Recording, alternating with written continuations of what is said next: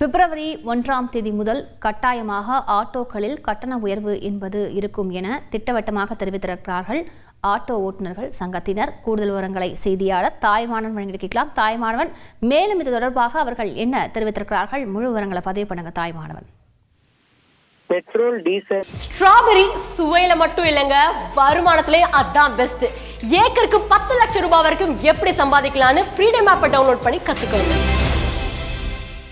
விலைவாசி உயர்வுக்கு ஏற்ப ஆட்டோக்களுக்கான மீட்டர் கட்டணத்தை உயர்த்தப்படவில்லை என குற்றச்சாட்டை ஆட்டோ ஓட்டுநர்கள் தொடர்ச்சியாக முன்வைத்த வண்ணம் இருக்கிறார்கள்.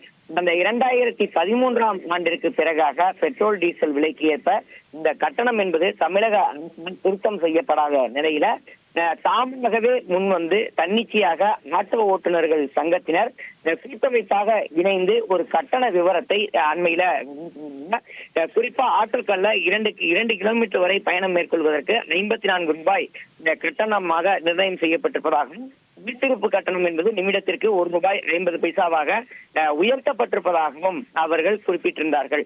இந்த கட்டண விவரத்தை வெளியிட்டிருந்த ஒரு சூழலில் பிப்ரவரி 1ஆம் தேதி முதல் இந்த கட்டணத்தை தான் பின்பற்ற போவதாக இந்த நிலையில தான் தன்னிச்சையாக ஆட்டோ ஓட்டுநர் சங்கத்தினர் கட்டணத்தை உயர்த்தக்கூடாது என போக்குவரத்து ஆணையர் எச்சரிக்கை விடுத்திருந்த ஒரு ஆட்டோ ஓட்டுநர் சங்கத்தினர் தற்போது கூட்டாக ஒரு அறிவிப்பை வெளியிட்டிருக்கிறார்கள். அந்த வகையில பிப்ரவரி 1ஆம் தேதி முதல் கூடுதல் கட்டணம் நிச்சயமாக வசூலிப்போம் என்ற ஒரு அறிவிப்பை வெளியிட்டிருக்கிறார்கள். ஓலா, ஊபர் போன்ற நிறுவனங்கள் அரசு நிர்ணயித்த கட்டணத்தை விட கட்டணம் வசூலிக்கும் நிலையில் அவற்றின் மீது அரசு இதுவரை எந்தவித நடவடிக்கையும் எடுக்கவில்லை. ஆனால் அதே சமயம் சாமானிய ஓட்டுநர் தொழிலாளர்களை மற்றும் அரசு இது வஞ்சிப்பதாக குற்றச்சாட்டை தெரிவித்திருக்கிறார்கள்.